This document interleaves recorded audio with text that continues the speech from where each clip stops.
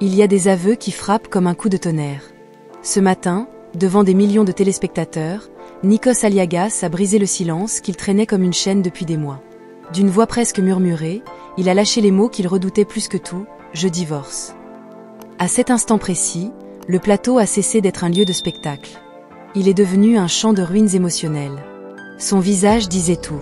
Les cernes profondes, le regard noyé, le souffle court. On aurait dit un homme qui venait d'enterrer une partie de lui-même. Et peut-être est-ce exactement ce qu'il venait de faire. Car un divorce, ce n'est pas seulement la fin d'un couple. C'est la mort lente d'un monde que l'on avait construit. Et Nikos venait d'assister au sien, impuissant. Il a raconté, par bribes, les nuits à discuter jusqu'à l'épuisement, les disputes étouffées pour préserver les enfants, le silence lourd du matin, quand deux inconnus partagent encore le même toit sans se regarder. Il a confié la douleur d'aimer encore, mais de ne plus y arriver. La souffrance de parler, sans jamais se comprendre. La torture de voir l'autre s'éloigner, un pas après l'autre, jusqu'à devenir un étranger. Son travail, sa célébrité, ses horaires impossibles. Tout cela a été le poison lent qui a fissuré les fondations. Il a avoué avoir tout donné à son métier, jusqu'à l'oubli. Oubli des dîners annulés. Oubli des anniversaires reportés. Oubli des moments simples, ceux qui construisent un foyer. Pendant que le public l'applaudissait, son couple se déchirait dans l'ombre. Je n'ai pas vu les signaux. J'ai compris trop tard. A-t-il soufflé, les yeux humides. Il s'en veut. Terriblement. Non pas d'être célèbre, mais d'être passé à côté de l'essentiel. Il a parlé de ses regrets comme on parle de fantômes.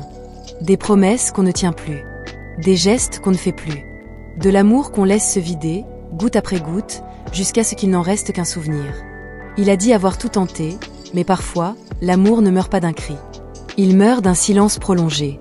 Ce matin, le public n'a pas vu l'animateur charismatique, solide, souriant. Il a vu un homme seul, cassé, tremblant. Un homme qui s'accroche à l'image d'un bonheur perdu, mais qui sait que rien ne reviendra.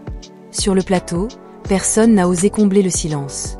Tout le monde a compris qu'il ne s'agissait pas d'une confession médiatique, mais d'un cri du cœur. Un cri venu du fond.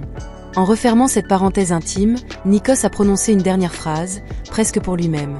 Parfois, la vie vous reprend ce qu'elle vous avait offert de plus précieux.